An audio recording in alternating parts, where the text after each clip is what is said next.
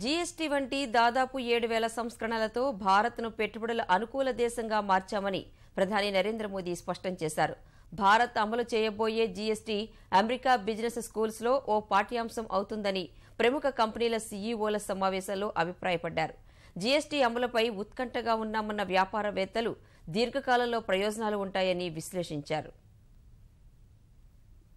భారత్లో పెట్టుబడులు పెట్టాలని అమెరికాకు చెందిన ప్రముఖ కంపెనీల సీఈఓలను ప్రధాని నరేంద్ర మోదీ మరోసారి ఆహ్వానించారు.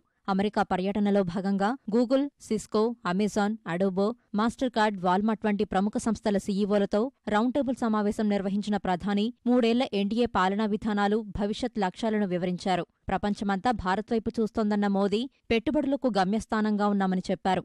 భారత్ వృద్ధి రేటు ఇరు దేశాలకు విజయవంతమైన భాగస్వామ్యాన్ని అందిస్తుందన్న ప్రధాని ఈ గొప్ప అవకాశాన్ని అందిపుచ్చుకోవాలని కోరారు. కనిష్ట ప్రభుత్వం గరిష్ట పాలనే లక్ష్యంగా జీఎస్టీ వంటి దాదాపు 7,000 సంస్కరణలను తీసుకొచ్చామని, తద్వారా విదేశీ ప్రత్యక్ష పెట్టుబడులు వెల్లువెత్తాయని వివరించారు. అతిపెద్ద సంస్కరణగా భావిస్తున్న వస్తుసేవల పన్ను జీఎస్టీ అమెరికాలోని బిజినెస్ స్కూల్స్కు ఓ పాఠ్యాంశం కాగలదని పేర్కొన్నారు.